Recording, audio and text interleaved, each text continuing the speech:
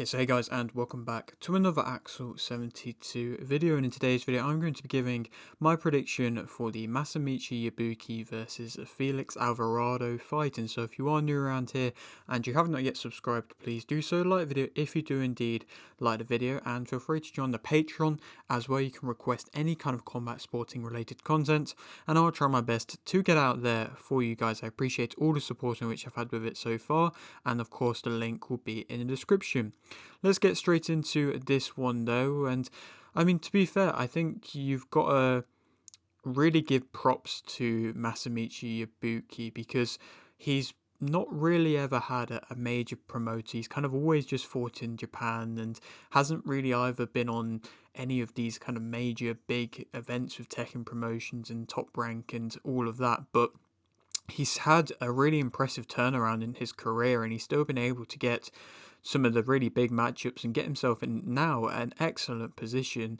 I mean, I suppose you can argue, has there been a change in what he was doing, or has he kind of always just been fighting such a high level of opposition where he has happened to pick up a couple of losses, but that was kind of bound to happen. And now that he's, able to fight possibly on paper a bit lower level of opposition, he's able to actually come and thrive. But again, even this quote unquote lower level of competition is still pretty high. I mean, obviously, last year he became world champion in the light flyweight division, and he beat Nonchinga, who, of course, at one point was seen as the kind of next guy to be a big major name and was signed to Matchroom and all of this. And, he's kind of gone out of that limelight now. But still, at that point, he was still kind of riding high. And then he moved up in his last fight. So he was a champion of light flyweight. He just decided to move up to then fight for the IBF belt in the flyweight division. And then he stopped late on the champion at flyweight in Lard Dizarbao, who was a bit of an untested champion, but nonetheless was a champion. And again, that's quote unquote these kind of lesser matchups compared to what he's had in the past. And now he's testing himself against the number one guy and the number one contender in the division, which, I mean, you can kind of argue is a step down from who he's fought in his career. But again, like I say, this is still the number one guy in the rankings with the IBF. This is the mandatory. This is who he has to face. And I'll touch upon, Alvarado and his career in a minute, but he's really given tests to pretty much every high level guy in which he's fought. So again, this is going to be a real tough fight for Masamichi Yabuki, and for Yabuki to be able to get to this point in his career and still not be recognized as kind of one of the top names from Japanese boxing is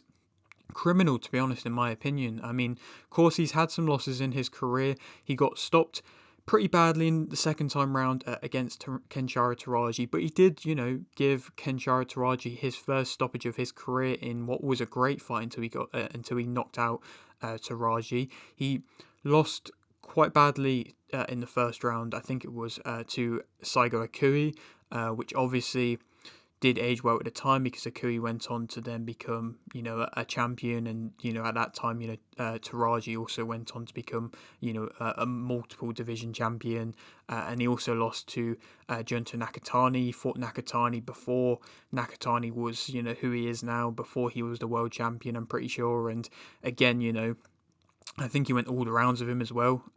So that again, that's a very impressive thing. And again, all these names and all these wins have, like I say, come quite early in his career. And I mean, he's only 33 years of age. He is definitely, you would say, in the prime of his career at the moment. And just his resume is, with the names in which he's had, is really, really, impressive and should be given more credit. I mean, he also has a win against the now IBF light flyweight champion, which of course was the belt he vacated in Simsbury, which he was able to stop as well. So again, you can't really name many fighters, even the elite level fighters, even your Nakatanis and your Inues. I mean, to be fair, they haven't fought the same kind of level of opposition and have been always willing to test themselves like a Masamichi Yabuki has. I mean, Inues fought a good level of opposition, and so is Nakatani, but again, just in my opinion, not the same kind of level of opposition, and again, he's still criminally underrated. And I feel like this fight definitely could have been on the Inoue Picasso undercard. It could have been a chance for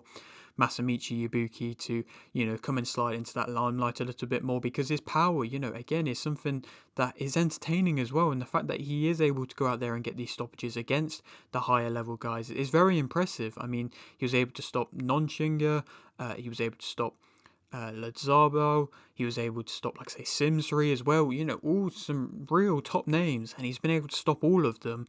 Again, this power with the 17 knockouts in 18 professional victories, I believe it is. This is something which it should be talked about more, and the fact that he's been able to go from light flyweight to flyweight and still be able to knock out the, same caliber of opposition is very impressive. And again, like I say, it's just something in which, in my opinion, should have always been given that bit more recognition. And again, he's given opportunities here to main event cards and shows, and I just feel like, soon there should be a real kind of push for him to be able to get onto the bigger shows, in my opinion. And if he gets a knockout here, then why not? I mean, Alvarado has been able to kind of rebuild his career a bit as well. Not quite as well as that of Yabuki, but he's got himself back into a good mandatory position, which, of course, in the IBF size is a very important, very valuable position to be in. If you can be in a mandatory position with the IBF, then you're pretty much guaranteed to get either a world title just given to you if they force the champion to vacate, or a world title fight. It is, like I say, pretty much 100% guaranteed. But he was able to get a close fight victory against fellow top contender Tobias Reyes, which, to be fair, was a very good fight for him to win. Obviously, it was in Alvarado's home country, but was kind of a fight in which he was somewhat fed to the dogs to an extent, because Reyes was 26 coming into that fight. He was coming in off some good wins on his resume, and he was looking like the Argentinian guy to really give a test against kind of the world champions. And of course, he was ranked highly at the time. And Alvarado, he was 35 at the time. He's now 36.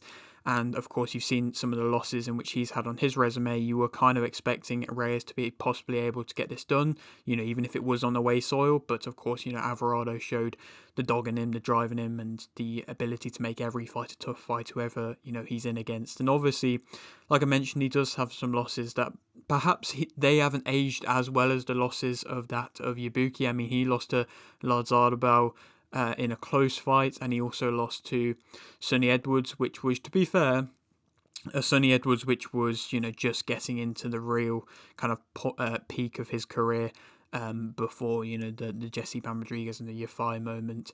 But Alvarado was and is a former IBF light flyweight champion. Again, talking about that belt.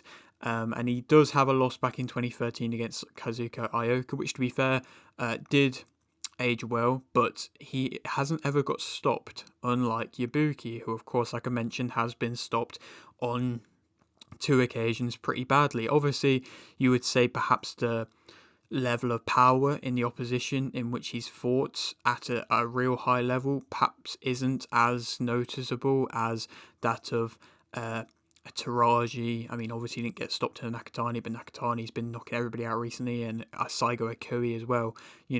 Lazaro was never really a massive puncher. Sonny Edwards was really not known for being a puncher. I mean, Kazuto Ioka was able to knock out quite a few guys in impressive fashion, but isn't particularly known for it. I feel like his jab is something in which a lot more people look at with Ioka than his actual, knockouts in which he's got. So again, you could perhaps argue that if an Alvarado with his style was to come up against Taraji or an Akui or a Nakatani, maybe it wouldn't have fared quite as well for him.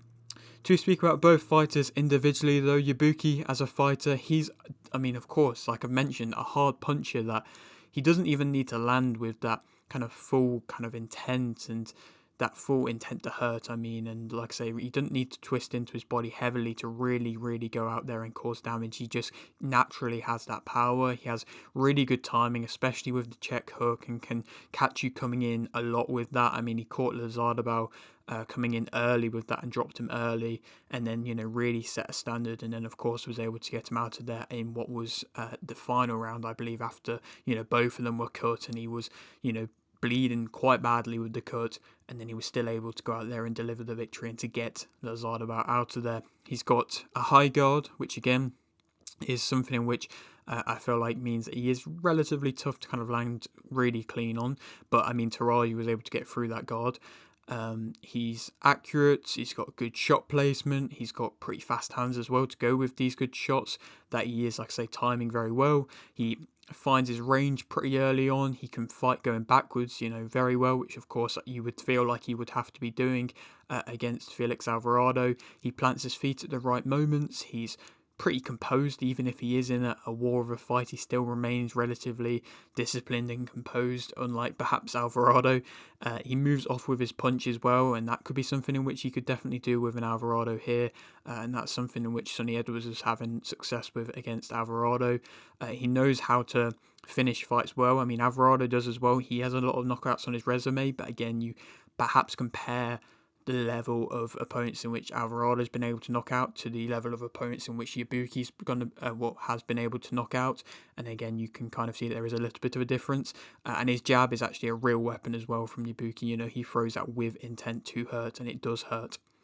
Negatives about him, I think he is best when he's allowed that space, and if Alvarado, he's not going to be wanting to allow that space, so it will be definitely interesting to see how, as the fight progresses, if it is able to go into them later rounds, how the fight will play out. Like I say, with them, will Yabuki be able to keep moving and keep trying to pick off Alvarado, or will Alvarado be able to close up that space?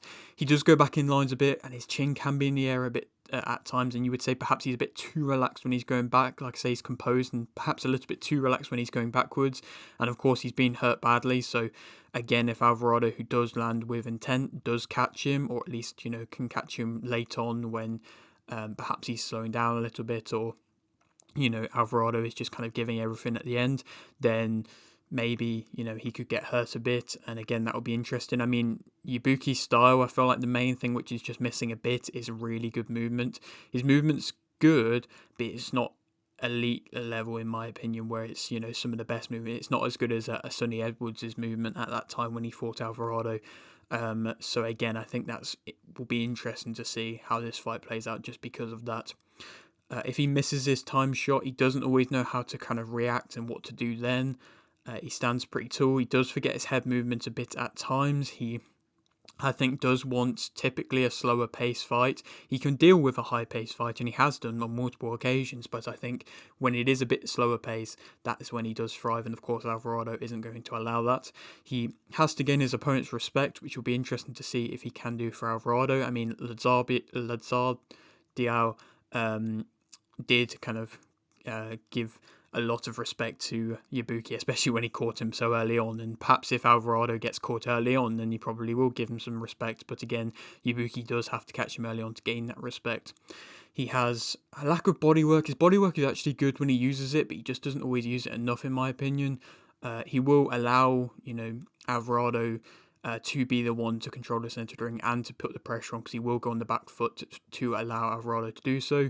And he can't always time off straight rights. When Taraji was fighting Yabuki the second time round, Taraji was able to get that straight right through, which, I mean, we've seen on multiple occasions be such a weapon for Taraji. And Yabuki wasn't really able to time off it as well as what he normally is with fighters. Alvarado as a fighter, I mean, he's a pure aggression, come forwards fighter. That's probably the best way to describe him, to be fair. He'll try and punch all over you. He lands with power. He's a fast starter. Again, he's going to start from the get-go with perhaps reckless intent, but intent to hurt. And again, it will be interesting to see how switched on Yabuki will be from the get-go. He's got big bodywork. He can be hard to get off, hard to back up. He won't take a backward step unless he is forced to. He has a good shot selection. He can slip and roll on the front foot as well, which will be interesting to see if he's actually ending up slipping or rolling any of Yabuki's work. He actually sneaks in a pretty good uppercut as well. He outworks his opponents. He doesn't really slow down. I mean, he did slow down a bit against Sonny Edwards, but he gave his all. He wasn't discouraged by Edwards' movement, and he was still trying to give everything he could. Edwards slowed down naturally as well because of how much he was moving in the fight. It was hard for any fighter to be able to deal with that, and of course Alvarado was moving a lot as well as a result of trying to keep up with Edwards, and of course both of them did slow down, but he was still giving so much and still trying to use the maximum amount of output in which he could, with the energy in which he had. He's not awful at cutting off the ring either. Obviously, like I mentioned, he wasn't the best at doing it in that Sonny Edwards fight, but Edwards, again, his movement was really crafty to get out of spots. It wasn't like he was just continuously following him around. Alvarado was actually, like I say, using some of the looping punches and some of the wider punches, which, I mean, he mainly does throw to actually try and keep you in a little bit more and box you in a bit more, which is something in which I suppose if you are going to use them wider punches, you should be doing. And of course, he's in close. He wants to be fighting in close with kind of mainly just combinations in which he will be throwing. Negatives about him, like I mentioned, he's big with his swings and he's not always got the best accuracy, which can leave him in bad spots. And if you can see that coming and you can move and you can react, or you can catch him, perhaps with a shot when he's doing that, he launches in if there's ever a time in which he's at a mid range. So it will be interesting to see if Yabuki can deal with it, if he can time it, if he can place a shot, or if he can't, then how does he react? He's got a wide stance. He ducks down quite a lot. He's not really got too much of a setup. He doesn't really use his jab much. If he twists into his shots more, I think that would be even more powerful instead of just using his arm to kind of load them up and swing them over the top. Like I say, if he really twisted into them a little bit more with his hips and, like I say, actually tightened up with that shoulder a little bit more, like I say, they would come with even more power. But again, nonetheless, he still does throw with power naturally anyway.